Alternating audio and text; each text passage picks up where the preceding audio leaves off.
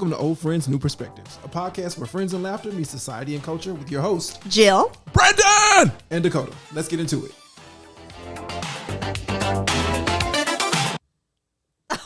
we're starting? Oh Yeah, we're recording. Oh, gosh. We're live. These AKAs again. They in the news again for some foolishness. Are we jumping right into Straight it? to it, huh? Straight to it. This must have been heavy on your heart. So now Alpha Kappa Alpha Sorority Incorporated has initiated a Caucasian young lady, woman. And per her social media history, there are some posts that insinuate or state that she was a Trump supporter, and I'm confused. and she made posts against Kamala Harris, who is her Sorority sister. And so, again, I am wondering what is going on with this organization and these processes. Before we talked about Trick Daddy and the Entertainment Committee, and this time around it is who is a part of this committee or who is a part of these processes Intake committee that are, reviewing this person's paperwork, their resume. I mean, isn't there supposed to be like a background check? And at this point, we're looking at people's social media. And Come on. I do feel like at the age that we live in now, with social media, it's easy to check up on people than it was Very easy. 20, 30 years ago when we had like the paper packets. Now you can just Google somebody and their stuff will come up, unless they've done a good job of scrubbing things off the internet.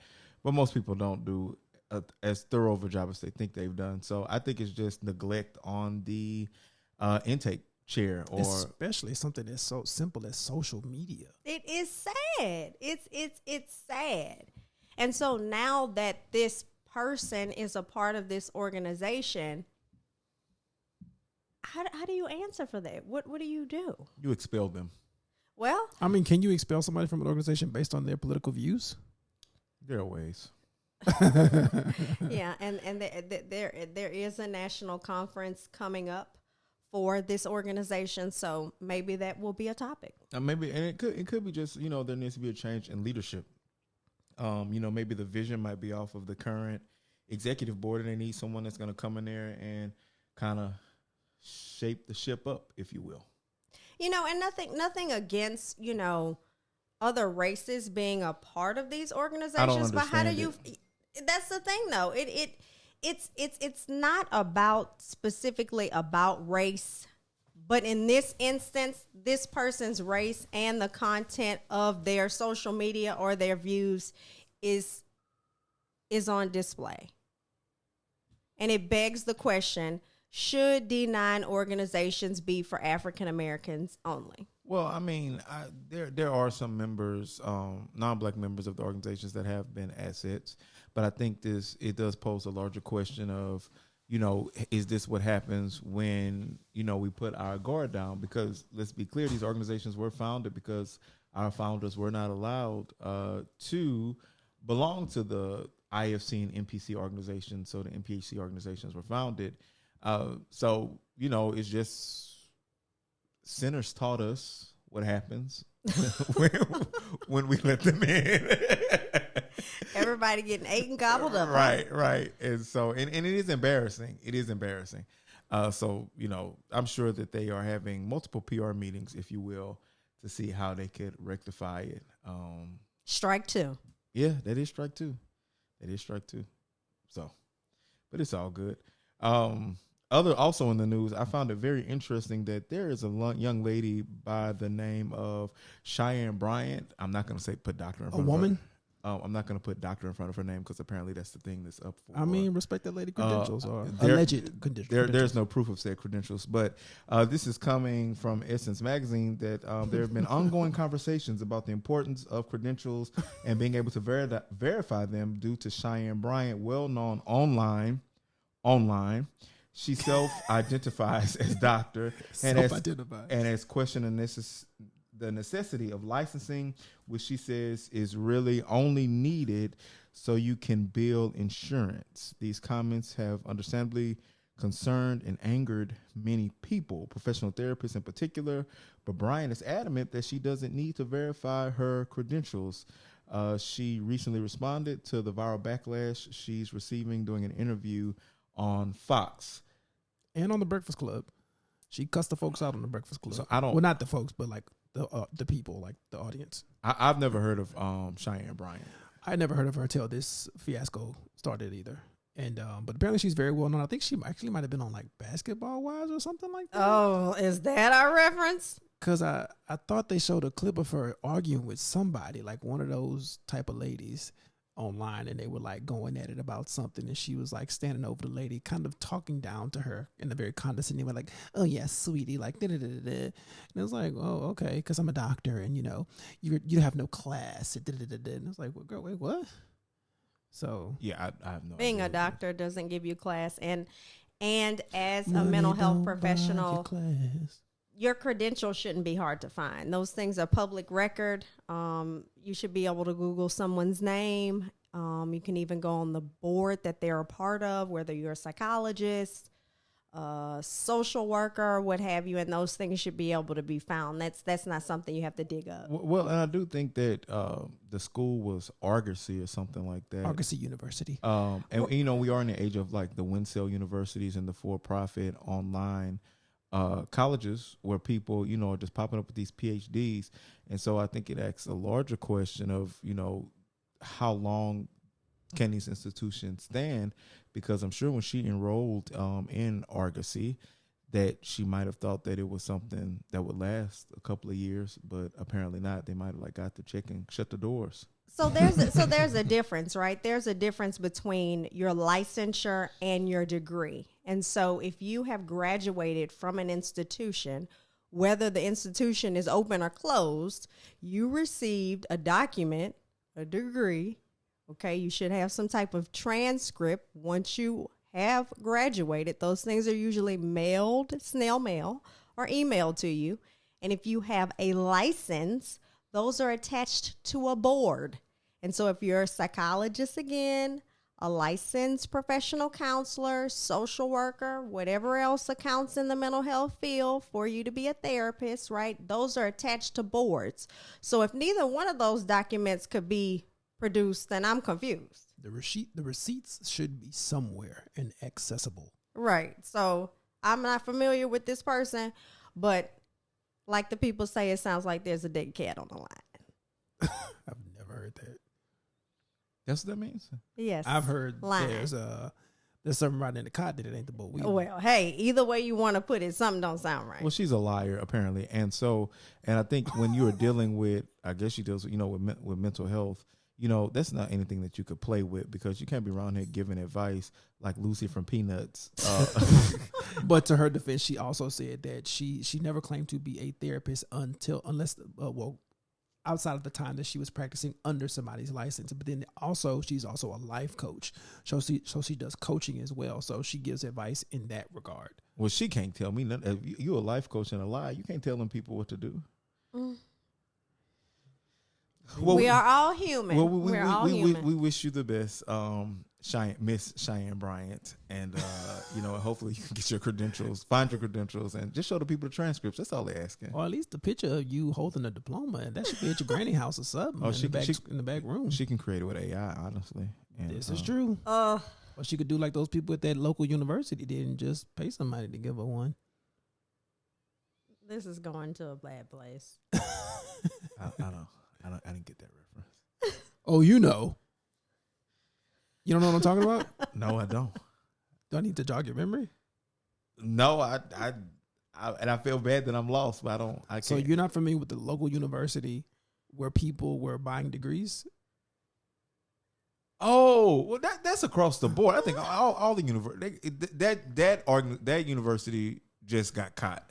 I think that across the board, everybody. I mean, even the school I went to, I knew people that were paying the registrar for to get grades added to. That's my point. I'm saying she just needs to go in her pocketbook and go ahead and get her real proof. Oh, I ain't paying for that.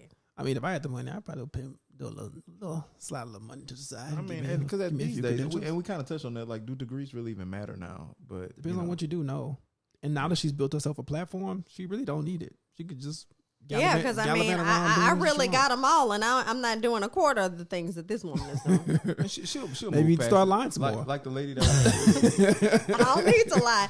I got all the licenses and all the degrees. You are not lying to your full potential.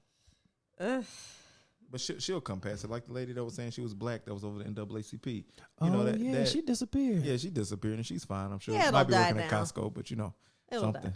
Yeah, it'll die down. Shout out to Costco. Something. Love that place. Something new will pop up to take its place. So speaking of real doctors and such, May is Mental Health Awareness Month. Shout out to mental health and all of our mental health professionals making our people better in some way, shape, or form. Yay. And today we're talking about all things mental health. So just to kick us off, what did you guys experience with mental health? When did you feel like it became a thing for you? I'd probably say that mental health became a thing for me with dealing with grief. I think that having, I was blessed to have grandparents, and at a young age, my first grandparent passed away when I was about 11 years old, right? And so when we talk about those stages of grief that I later learned in my studies in mental health, is that there are things that come up that as an 11-year-old I didn't see, right? I didn't know those things. But there were the things that my parents were going through, right? With the loss of their parents, right? Or with aging grandparents, and seeing the cycle of, how they were functioning with either taking care of them or the loss of them. And what those processes looked like for other people in my family. So you were able to recognize those things back then as a child? I don't think I was able to recognize them as a child, those specific stages of grief, but that's when I first saw those emotions or feelings that people were going through, and they were with the people that were the closest to me, my parents. So as it relates to that though, when did it become a thing for you? When were you able to recognize it or say, hey, this is what mental health is, or in my this studies. is what it is for me? Okay. So, in my studies, right? So I was reflecting on that, right? So I recognized that those were the things that I was saying as an 11-year-old, those stages of grief, like anger, denial, shock, depression, acceptance. Those 5 stages of grief, I recognized that those were the things that I was seeing as an 11-year-old, experiencing that first big loss for me and my family with the loss of one of my grandparents. Mm-hmm. Yeah, my first experience with mental health, I guess came as a child, but different because, I had some cousins who use drugs, and sometimes I would see them like tripping out, stealing from my great grandmother, stealing meat out of their mother's house, and just acting a plumb fool. And so my grandmother's response was, "Oh, they're crazy." So that was like my first, unfortunately, my first experience with mental health was just thinking people were crazy due to drugs, not knowing that there were so many different layers to it. And thankfully, some of those people, are no longer users, but they're still crazy. But that was my first experience as a child, so it wasn't anything as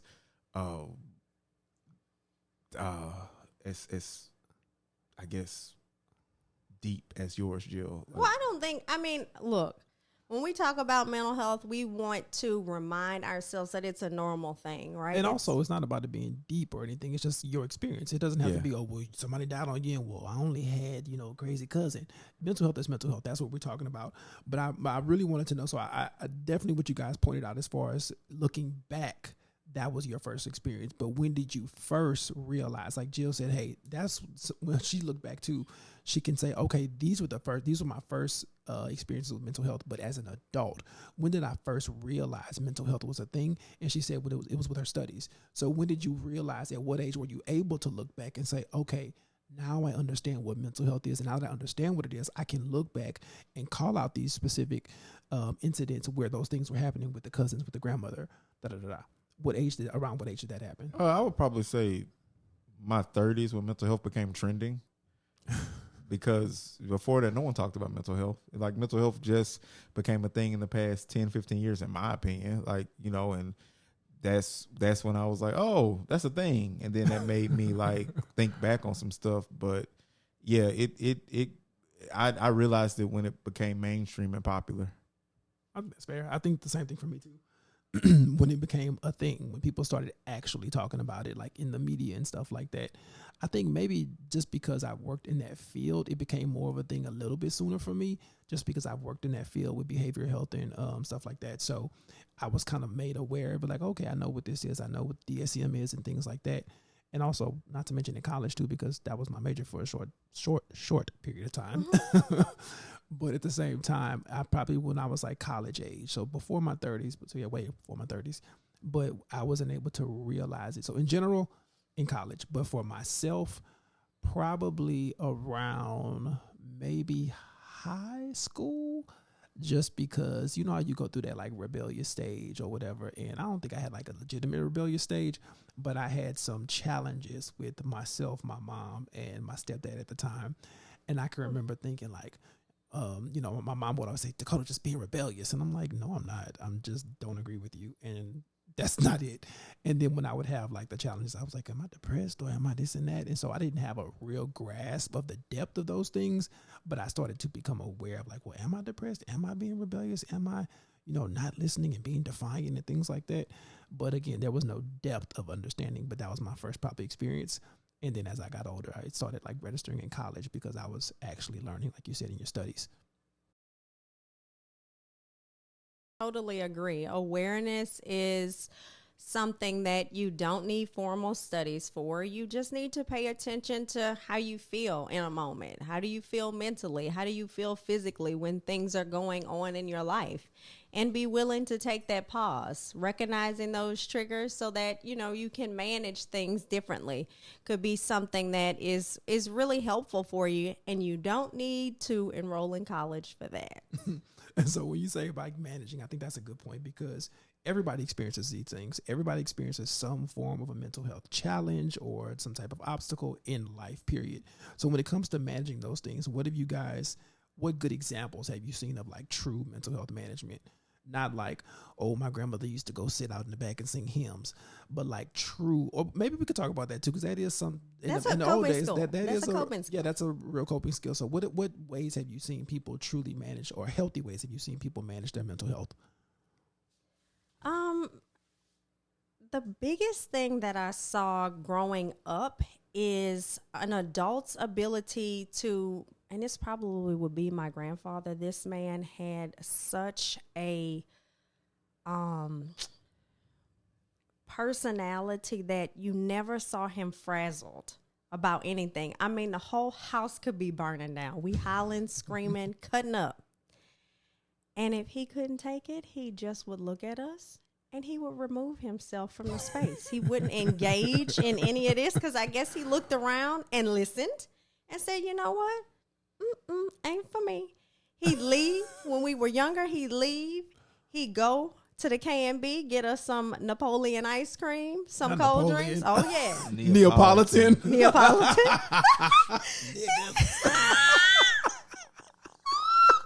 Oh, my gosh. As kids, that's what we were actually calling it, though. So anyway, so he would go get something, right? Or go do something else, divert his attention, which is what he was doing, and come back, all smiles, and everything would have settled. And so that was kind of my first time with seeing someone who I could see now. I know that they were recognizing what was going on and saying, oh, this isn't working for me. Let me remove myself and I'm going to come back. But now that you're older and you're like, you know, formal ways, do you feel like that's still the best option? Well, so I will say that I think that is a great option for yourself, but for the situation, do you feel like that's the best way to handle that? I think so. You know, when you talk about intense situations, you have to recognize, am I ready to engage in a conversation, or am I ready to resolve issues that may be going on? Mm-hmm. Or do I need to take a timeout? A timeout is a real thing, right? Mm-hmm. We think about about timeouts as something that we had as children or in grade school, but timeouts are something that we should be able to use as adults. I need some space. I need 5. Give me 5. I need 10 minutes, whatever it is. And I need to take a step back, because if not, is my response going to be impulsive? Am I going to react to something in a way I wouldn't if I would have taken that time away to collect myself, my thoughts, my own emotions? That's fair. Before I present to a situation that maybe I'm overstimulated by. Okay. That's definitely a term now, overstimulated. Yep, everyone's overstimulated. I think I'm overstimulated. Right now? Yeah, at this very moment. I could say for me. You want to unpack that? No, I could say for How me can we make it better? that I like you, Jill. Like I think of I use my grandparents as the first reference. You know, it's coming from a family of faith. We were taught to pray about everything. But then also with that, my grandparents, my grandmothers, both of my grandmothers especially, were very like they were going to address it. Like whatever something was, if it was bothering them, they were going to say, "Hey, this is what it is. This is how it has affected me." And, sometimes they'll do something about it verbally. Then sometimes, they would remove themselves or leave it alone. Mm-hmm. My grandfather, like yours, he would just walk outside, yes. That would be it. And then for me now, I've learned that just sometimes walking away is best, to protect your peace. Right. Sometimes, stifling yourself, choosing just not to say anything. And I think for me as a creative, also, I use my work as an outlet that helps me just level out and not, escape in a sense. Mm-hmm. So that's how I address it. Yeah, diversion activities are excellent. Art, exercise, music, those are all. Is food a diversion activity? It can be, but you have to be mindful of, am I eating because this is something that is something I'm doing with other people, or am I isolating and eating and it's becoming the coping mechanism? Yeah, the response. Because that can get out of hand quick. But like you guys were saying about the diversion and the redirecting and the taking 5, I think that sounds good in theory. But if you're also not coming back to address, I think that is an issue in itself, because it's like, okay, hey, I'm realizing in this moment that I don't have the bandwidth or the energy or whatever to deal with this. But at the same time, are you coming back to ever address what's going on? Because if it never gets addressed and you just always, I'm removing myself from the situation, I'm protecting my peace. Well, yeah, but you also letting a problem continue to persist and grow and potentially become a bigger issue. And I think a lot of people say that and sometimes weaponize it and use it as an excuse to, again, protect their peace. But they're not actually dealing with what's going on because they just don't have the bandwidth, or they just can't deal with this right now, or I just need a minute. And it's like, okay, well, take your minute, but when you coming back? When are we going to address this? Well, absolutely. And you do not want to be passive about your emotions, your feelings, your needs, your wants. You also don't want to be aggressive, right? And so that walking away may be a time for you to chill, but you do want to assert yourself if there is an issue with someone else, and you want to express to them what you need, what you want, but you want to be able to do those ways in a productive way, right? And so, of course, you need to be in check with yourself, that walking away, but of course you want to be able to address it, right? And I could agree with Brandon. My grandmothers, on the other hand, that their methods were, okay, we need to talk about this, we need to address this, right? As opposed to maybe how my grandfather dealt with things. So I definitely think you need to address problems because they linger, right? And they can show up in other things, right? Maybe you're not continuing to have a relationship with that person. You being anxious when you're around them, or holding on to anger and things of that nature that could impact a relationship. And I can say, like, for me, there are some relatives where me just not being around them is best. I think that there are some dynamics of certain families where people, don't understand that, or, they think that, but that's still your X, Y, and Z. But for me, it doesn't matter. you know, if I feel like, you know, me being around you serves you no purpose, me and you being around me absolutely serves me no purpose, I'm just not gonna fool with you. You know, I love you, and you know, I wish you the best, but I don't need to be around you. I think so. I don't know if I ever weighed in on the healthy examples. I think for me, I don't know that I saw like legitimate formal ways of like in a healthy manner dealing with it or managing it. I think similar to you guys, my grandmother prayed a lot. I feel like I'm thinking about my mom specifically. I'm trying to think what types of things that she did. I feel like she just kind of sucked everything up. Like, okay, I'm just gonna deal with it and push through like the best way I can. Mm-hmm. And not that I saw her like actively suffering or anything like that. She was kind of like, I'm keep it moving. I'll address it. I'll address something. If it's addressed to me, I'll address it. You know, talk about it. If not, I'm moving on. And I feel like that's what she did. Now, we've never like really talked about that legitimately. But I think for me, when my grandmother got older, she would do this thing called removing herself from the situation, similarly to your grandfather. But the only difference was she would kind of stir the pot.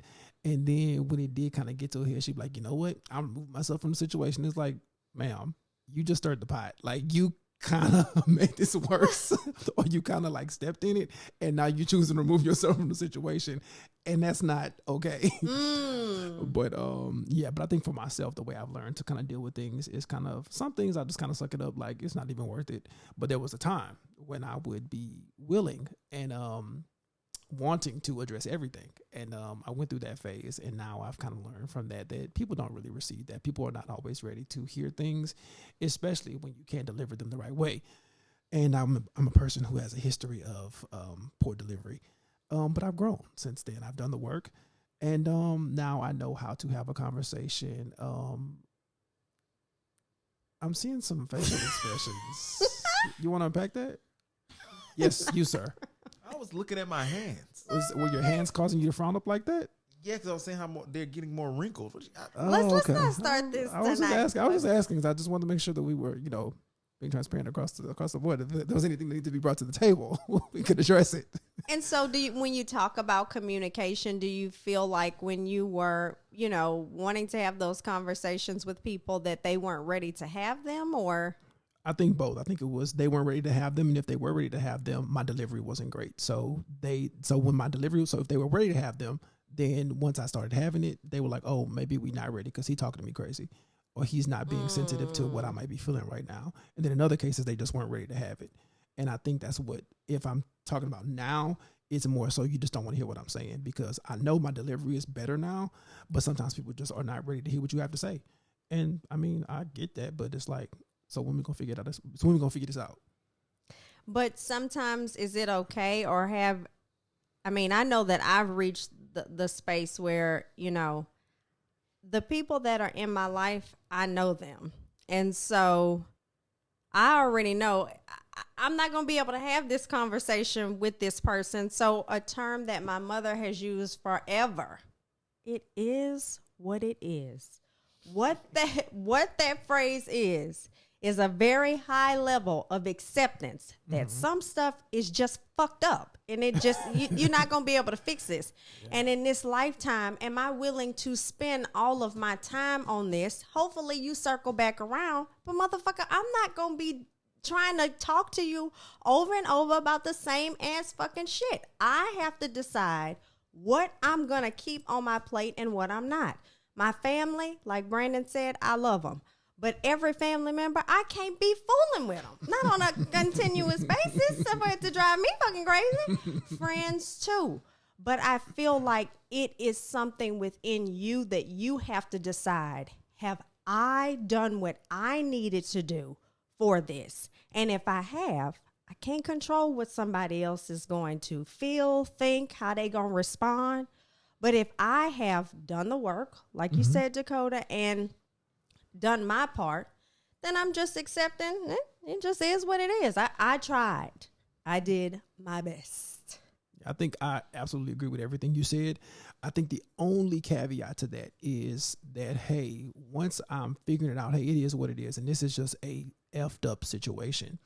But this is effed up, and I know I'm trying my best to really get through this. But you're not working with me, or you just pretty effed up, and I love you, and I got to keep you around. So how do I deal with this? Because you're not willing to change. You're not willing to talk this out. You're not willing to work this out. You're not willing to manage this situation. And it's just like, dang, I'm really have to deal with this for the rest of my life. Because I know I'm not about to stop fooling with you, because there's a lot of other things that it might be a complex situation. But at the same time, it's like, you got a really effed up trait, and this keeps reoccurring. But it just, I guess like your mama said, it just is what it is. And if you're not going to move on, then you just have to accept it.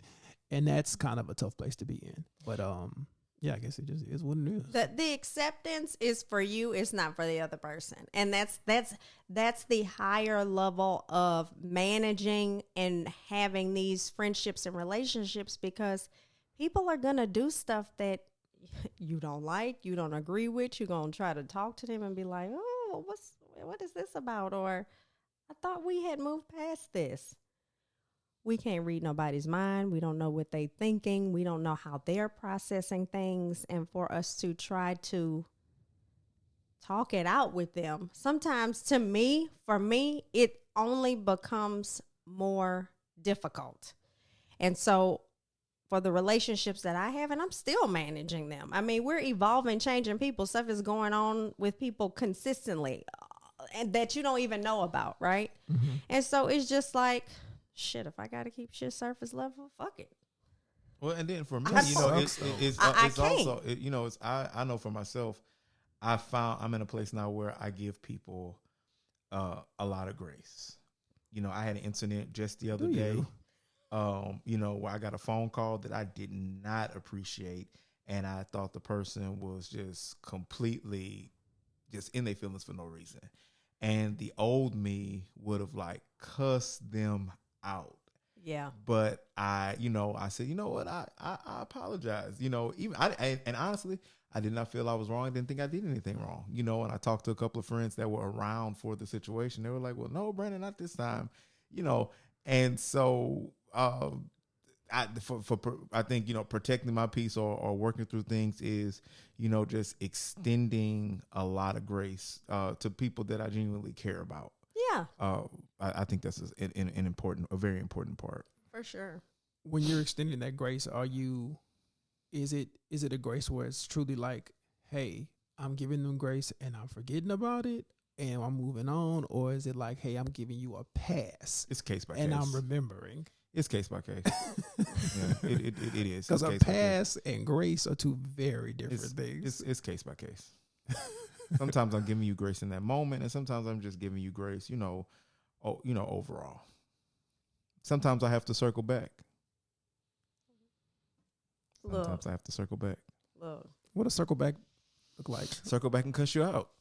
When another opportunity presents itself. Ooh, so in that case, it's a pass. Then that's not grace. That's a pass. Yeah, whatever it is, it's whatever I need to do at that moment, to go to sleep. Yeah, I mean, because to sack somebody out, and if you're not familiar with that term, is to cuss somebody out. To expel that much energy in this stage in the game, I don't even want to expel that much energy on you, because that takes a lot for me to say all these things to you that I know you're not listening to, that I know you don't care about, and then I got to sack you out because you're not listening, you don't care. Okay, that's too much for me now. I can't. You don't want to be bothered? Me either, motherfucker. I've had some instances where some people, where I've said to myself, you overdo. They overdo. It's like some people be overdue. It's like you overdo. Overdue for what exactly? For me to get with you. To tell you, you know what? Though you got me completely messed up. And just really hand it to them. Now, I can say that is one thing I learned from one of my grandmothers was, sometimes you got to give it to them. There was a woman who lived down the street from my grandmother, and my grandmother, it was the summertime just like this, and my grandmother did that lady a favor and co-signed for her to get an air conditioner for her house. And she was not paying the bill. It'd be hot, y'all. Yeah, it'd be hot. It was hot. And so I remember the people, Sears kept calling. This is how long ago Sears was still open. Sears kept calling And so, my grandmother was giving her multiple passes. And then one day Sears called. It was a Saturday. We got up. She said, come on, we're going down the street. And we walked down the street. We knocked on her door. My grandmother had a cordless phone in her hand. Now, mind you, it was out of range. But when she opened the door, not cell phone, cordless. The window unit was blasting in the house. I mean, you open the door, it was cool that hit you. And my grandmother asked her, why do these people keep calling? I've ignored this for several weeks now. They keep calling. A direct quote, please. I know it's coming. And she said, "Oh, I have been." My grandma's like, "You're a liar. You are lying, and you have three things that can remedy this." She said, "You can give me the money for the air conditioner so I can go pay on my bill," because my grandmother was very serious about her credit. She said, "You can pull that air conditioner out of the unit and we will take out of the window and we'll take it back to Sears. Or you can give me a piece of your ass." Which one is going?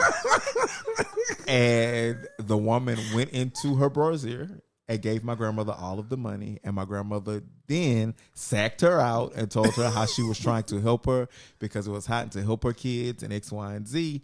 And we went back down the street, got in the car, and went to Sears and paid the bill off. But she had extended grace for so long. Right. She had protected her peace for so long, but it comes a time where you have to walk down the street and give people their ultimatum. Either you do X, Y, and Z, or you give me a piece of your ass. When is enough?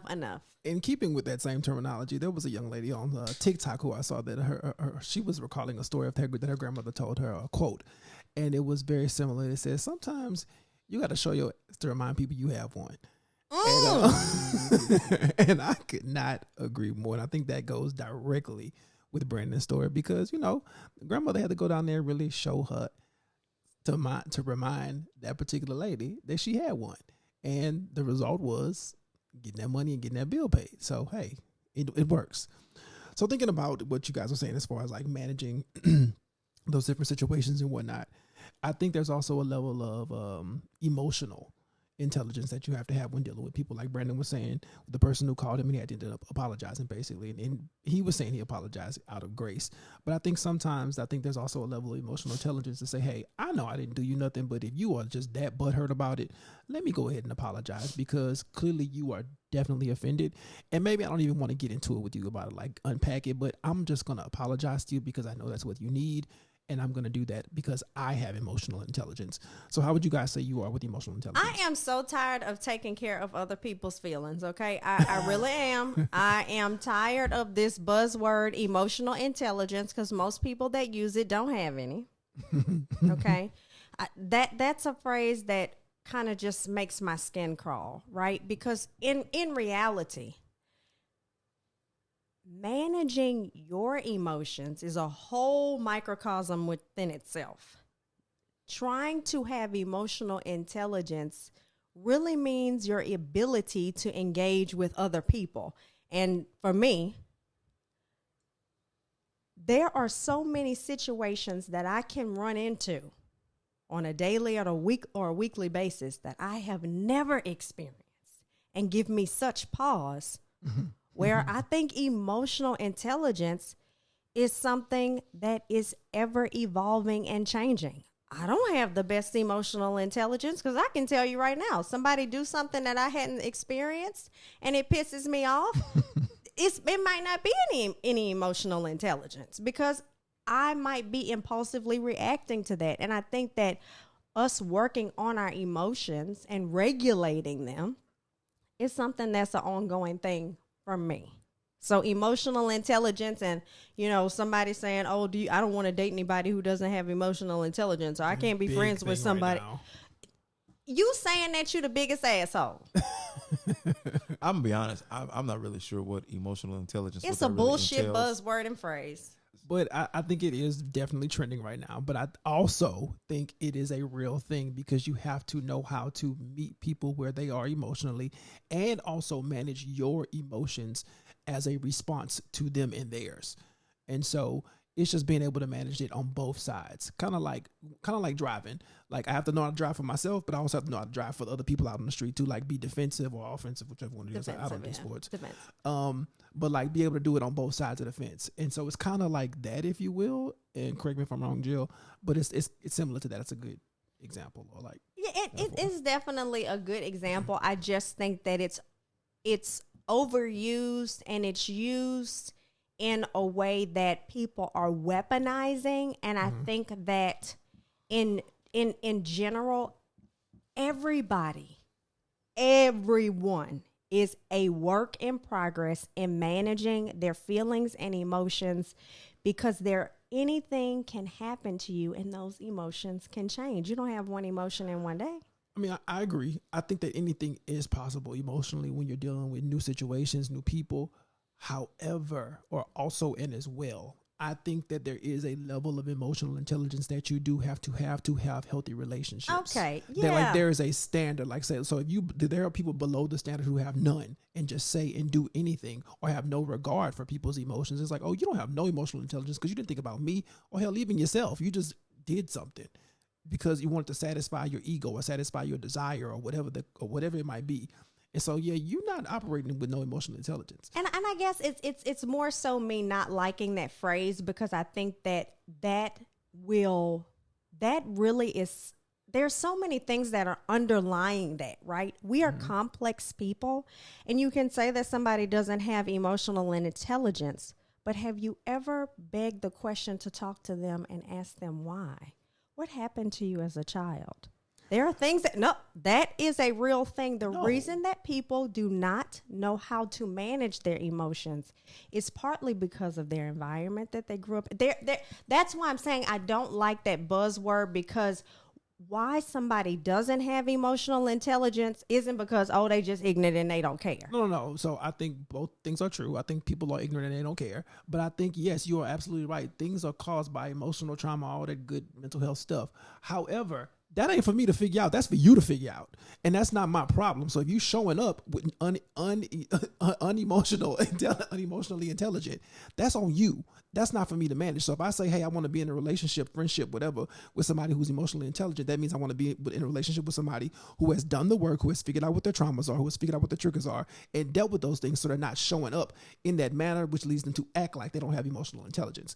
So, yeah, figure that stuff out, then come back to the table for me, and then we're going to go from there. But you're absolutely right. But that's for that person to figure out and not for me to have to figure out. So I can't deem you unemotionally or not emotionally intelligent because you're showing up in that manner.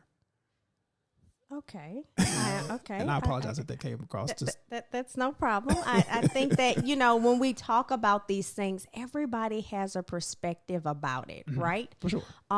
Based on, your experiences, your studies, like we've talked about. But I think that when the way that people are using it right now is that somebody's taking a test and you trying to give them an A, B, C, D, or F, right? And I don't, like a BuzzFeed test. Yeah, that part to me does not seem fair, right? I get what you're saying. Because, you may meet somebody and you think that they're emotionally intelligent, right?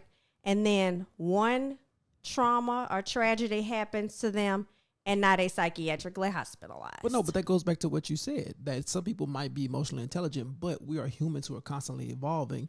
And when you deal with something new, you might have a new trigger that you weren't aware of. Exactly. And then something new happens. So yeah, to your own point, yes, that happens. And that's a new situation. But if that person if it's the same thing that, this is something that we keep dealing with, you just don't have no sense. Then you need to talk to that person about, do they want to seek help and get that addressed? So I absolutely agree with you.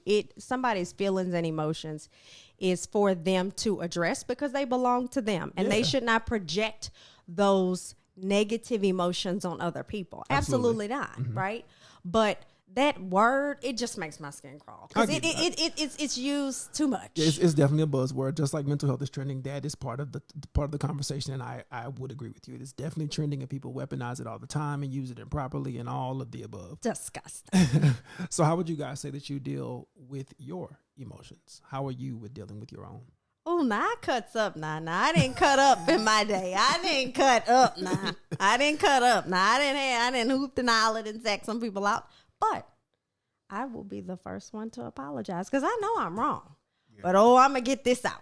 I'm gonna let you know on site. You've upset me. Maybe I may not be able to talk it out. I might shed a tear, right? I may have put my hand. You know what I'm saying? Look, you put your hand on somebody before? I mean, we've been younger. I'm talking about like a fight or something like that. As a I've youth, been younger. I've never put my hands on anybody. As a youth, you might have a tussle with somebody. Look, we're gonna be honest on here, right? Absolutely. And so those kinds of impulses, right, with someone is I have something in me and I need to get it out, and I don't care how it comes out, right? Uh-huh. And so now it's being able to regulate those emotions, like knowing how it feels when it comes up and saying, okay, can I call you back? Or that a person call you on the phone and you like, I can't talk to them. I can't talk to them, right? But it's recognizing how you feel and the thoughts that you're having and saying, I got to get away from them. I'm going to have to count to 10, walk away. I can't talk to them, can't be around them. So I think now it's me more so knowing like how I'm feeling and paying more attention to those things and not acting impulsively. I can agree. I think that, it's for me, I'm a crybaby. I cry easy. And then so it's that, I guess, trying to protect that, but also I can look back at times like you talk about in your youth where, I've just said some ugly stuff to people, just low down. And I try, and, I'm at a point now where I don't do that now. And even if I feel like you're trying to bring me to that place, it's a choice for me. Baiting you? Yeah, it's a choice. I'll say, you know what? I'm not rage baiting. I'm not doing that. But then sometimes, like I said, it's like, oh, okay, I see what you need. And you pull that old bag of tricks out. But it for me it's a day by day thing, and as things happen, as life happens, experiences and all of that, it's just like this toolbox that I'm building for myself on how to deal with people buzzword and situations. So that's all I got for that. Okay, I think that's cool. What about you, Dakota? I think that for me, I think I'm very emotionally intelligent because I feel like I've done the work. I've done a lot of work. I've been to therapy and all that. I would love to be back in therapy, but as we talked in the last episode, I do not have a job. And so I'm paying out of pocket for insurance, so I'm suspended right now. But yeah, I've been in therapy. I've done a lot of work, and I'm very honest with myself on a lot of things. So I think that I think I'm emotionally intelligent. I think I'm always open to learn, and I'm always willing to have a conversation. I will talk. I'm all about a conversation. Yeah, cause I think people who have had say conversations with me were like, yeah, he always want to talk, or he always willing to address something. I love addressing things head on and having a real conversation. And just being direct about it, because I one thing, I'm very direct and I don't like to beat around the bush. And I try to be emotionally compassionate and aware and sensitive in conversations, because I don't want to hurt anybody's feelings. There was a time when I didn't mind, but again, I've done the work, and a lot of people don't know that part of me. Well, thank you for sharing. But yeah, those times I might tell you exactly what I thought and how you did it, and I might have an intention to hurt your feelings, but that's not me anymore. And I've done the work, and so I look forward to compromise. And like when it's like a friendship or relationship, I'm like, hey, I just want to see what the problem is. I just want to understand. I'm not trying to be mad at you. I'm not trying to do this, that, and the third. I just want to understand. I want us to be on the same page. Like, it's like me and you against the problem. It's not the whole, well, you wrong. No, if you wrong, you wrong. Or if I'm wrong too. That's fine. But let's just figure out what's the issue and then get past it together. So yeah, that's why I kind of sit with that type of stuff, because I like things to be like cool, because it like you said earlier, it takes a lot of energy to do some of those things and to deal with those things, because I just don't have the energy to do that. But yeah, so I think we have some good conversation about that. I think we kind of all understand and have a good level of emotional intelligence, if we were to say so. The next thing I want to get into is another buzzword of boundaries. Oh, boundaries is a good one. No, I ain't doing that. Hold on. So how would you guys define boundaries before we get into the conversation? Like, how would you guys define them? No, I ain't doing that. Hard stops. These are my limits. I can't get involved in that. Okay, Brandon? I agree. I'm not doing it. And then, I honestly feel like, and I don't have to explain why. No, you don't. Yeah, like that's I don't have to, like, that is a boundary, and we not doing that. You do not have to explain why you do not want to do something. You do not owe an explanation to someone, because more than likely when you give the explanation, the person who wants something from you is going to give you a reason about why you can do it. And that's why the answer was no in the first place. So I agree. I think that I do agree that, hey, you shouldn't be obligated to give somebody an explanation about your boundary. But if that person is somebody close to you who matters, I think it's worth it to say, hey, this is why I don't want to do that. So it gives them understanding. Not so, and again, if they start arguing with you, then you shut it down. Like, hey, hard stop. I don't whatever you're saying now, it don't matter. But I think it goes a long way to give a person that you have a relationship with some insight as to, okay, why is this a boundary for you? Is it because I've crossed the boundary before you and now you feel like, hey, I ain't doing that for you no more. I'm just not engaging with you because you don't know when to stop? Or is it because you can't handle this, or because you don't know how to act, or because I'm just uncomfortable with this? Or is it because of something in my past with somebody else? Or what can I do to maybe not make that a boundary for you if it's just something that makes you uncomfortable for whatever reason? But if I don't have insight, I can't maybe help you through that boundary if it's something that can be worked through. Does that make sense? Oh, absolutely. I think that but that takes you trusting and having an established relationship with someone, because I am not going to explain myself to someone who, they might be my friend, they may be my family, but they don't really have my best interests in heart, and they're already plotting a plan to get what they want. Yeah, but I think when you know it's not a person who's all about their own agenda, I think some people once again weaponize boundaries just to be like, I'm not doing that. That's a boundary for me. And I shouldn't have to explain that because you should respect my boundary. And it's like, okay, now you weaponizing your mental health because you don't want to have a healthy conversation about what the issue really is. And so I think once again, people weaponize boundaries and other mental health terms and things to get their way or to not have to do something or face an issue. But the actual definition of boundaries is a clearly defined and communicated limit that protects your physical, emotional, and mental well-being. Have you guys used them in that way? Or better question, how have you abused boundaries? I don't think I've ever abused boundaries. I think that, and I will, I guess, respectfully disagree. I think with something that y'all said earlier. No. With something y'all said earlier, you could be a parent, a sibling, a church member, close friend, whatever. If I don't feel like, if I don't want to explain something to you, I'm not going to explain it to you.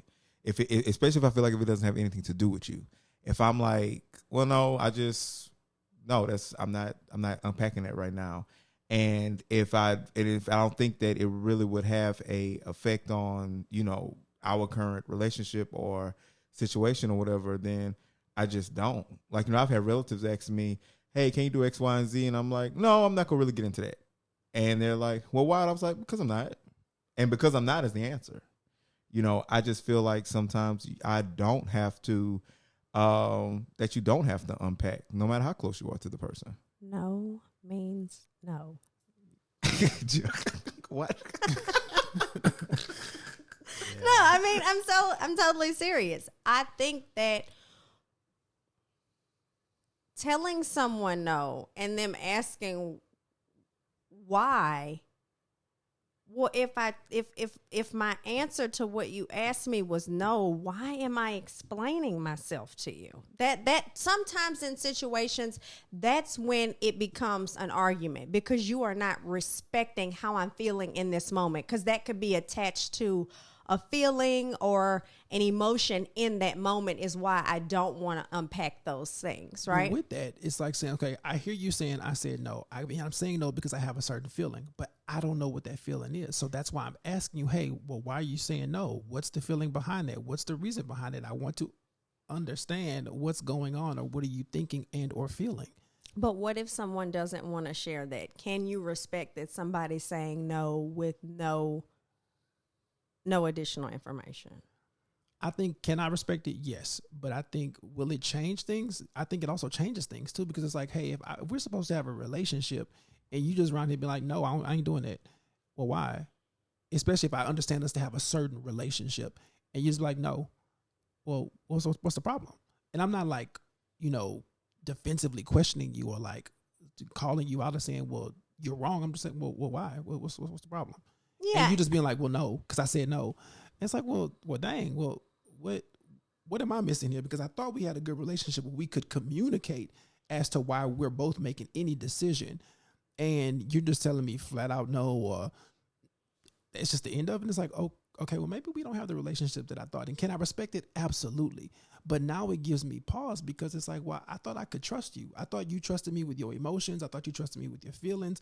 And I thought I could trust you to communicate these things so we could be on the same page. And now we're no longer on the same page because I don't understand why you're acting like this. Lack of emotional intelligence. There it is, people. And so if I don't understand why you're acting like this, I kind of don't know how to move forward. And maybe I could be overanalyzing these things because your mind gets to going. But now my mind is only going because you left me in the dark. Now I have to try to fill in this space.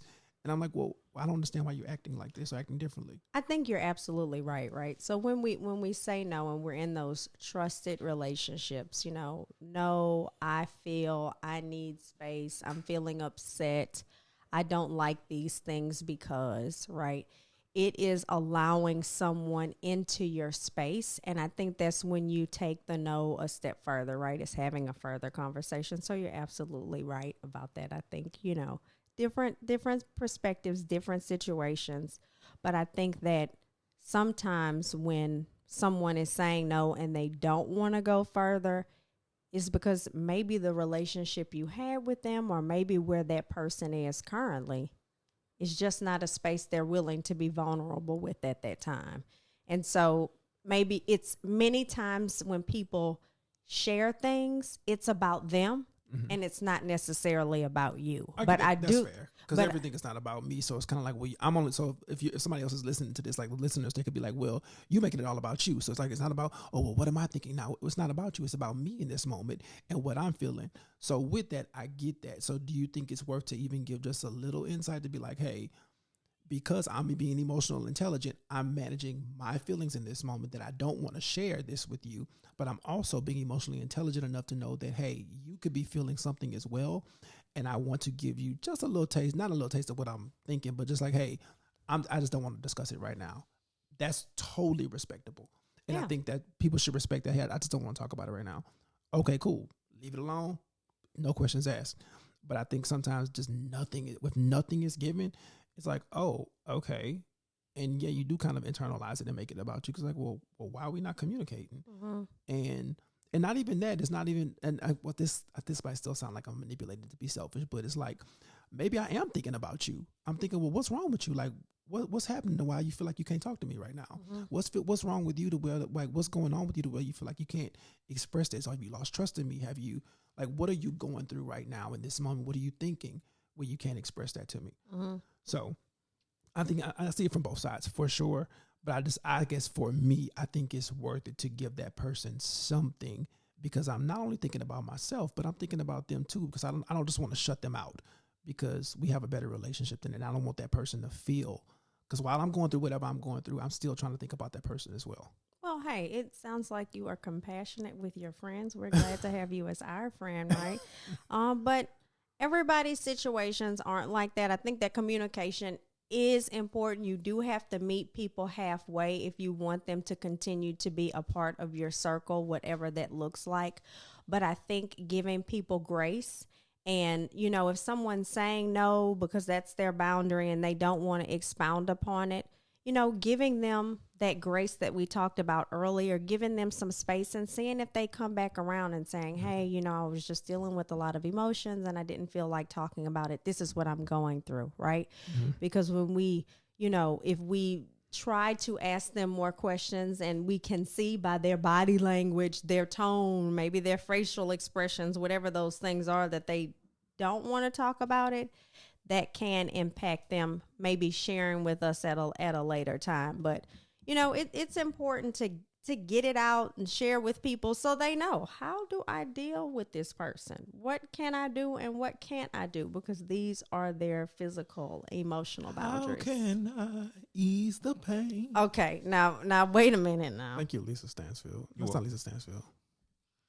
I don't know who it is. From the 80s. It's the other lady who sing good. How can I? Lisa Stansfield. Are you Lisa Stansfield has been around the world, and it goes with what you were saying. How can I ease the pain? Maybe I'm not familiar with the song. You don't know that song? Probably, if I heard it, but I can't decipher. NBA Young Boy. I definitely do not listen to NBA. I do not listen to NBA Young Boy. Are you kidding me? Trash. I done passed by you in the streets, bumping it. No, you a lie. You are a lie. I don't even know what that boy is saying. YB. Speaking of boundaries.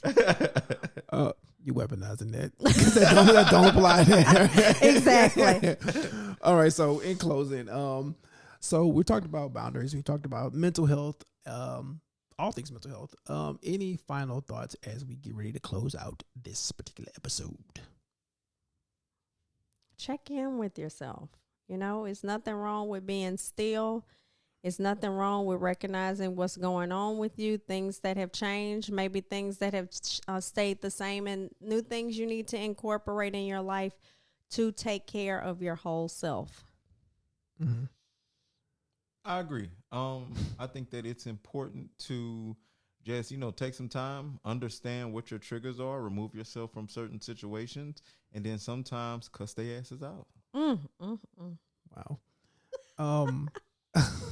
I will again piggyback on the check-in with yourself. I think it's also important to be honest with yourself and what you're going through, what you're experiencing, good or bad, so you can move past it. And then also, I'm a big, huge advocate for communicating. Communicate what you need, what you want, what you don't want, all of the things, so people can know how to take care of you or just come correct and respect you and how you feel. So yeah, communicate and check in with people as well, and especially yourself. So that's episode 4, Old Friends, New Perspectives, and we out here. Follow us for updates and new episodes at Old Friends, New Perspectives on all social media platforms and wherever you stream podcasts.